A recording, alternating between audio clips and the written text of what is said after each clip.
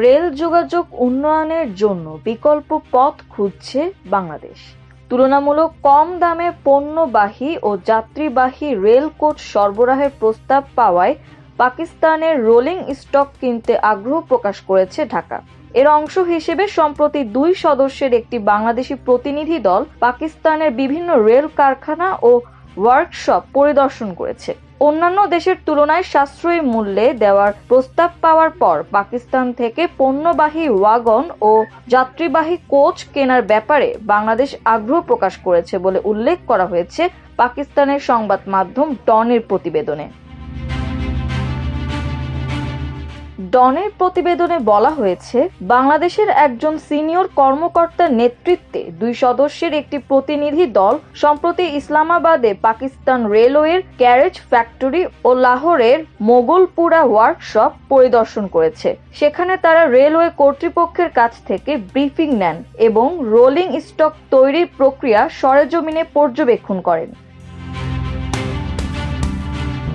লাহোর ভিত্তিক পাকিস্তান রেলওয়ে কর্তৃপক্ষের তথ্য মতে, আন্তর্জাতিক সংস্থা ও কনসুলার বিষয়ক সচিব এবং D8 এর মনোনীত কমিশনার ফরহাদ ইসলাম এবং পাকিস্তানে নিযুক্ত বাংলাদেশের হাই কমিশনার মোহাম্মদ ইকবাল হোসেন খান গত শুক্রবার মোগলপুরা ওয়ার্কশপ পরিদর্শন করেন।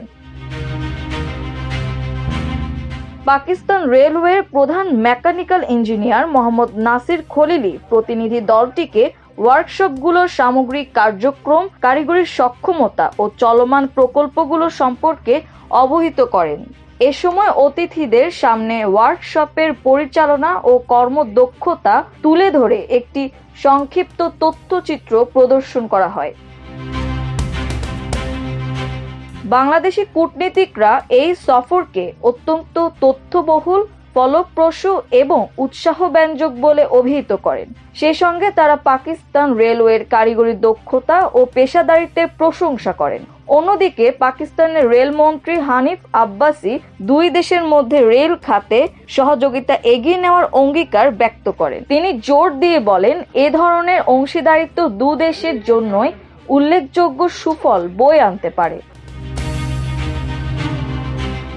এক পাকিস্তানের রেলমন্ত্রী বলেন, পাকিস্তান রেলওয়ে বর্তমানে শ্রীলঙ্কা, নেপাল, চিলি ও আর্জেন্টিনার মতো ব্রড গেজ রেল নেটওয়ার্কের দেশগুলোতে কোচ ও ওয়াগন সরবরাহ করছে।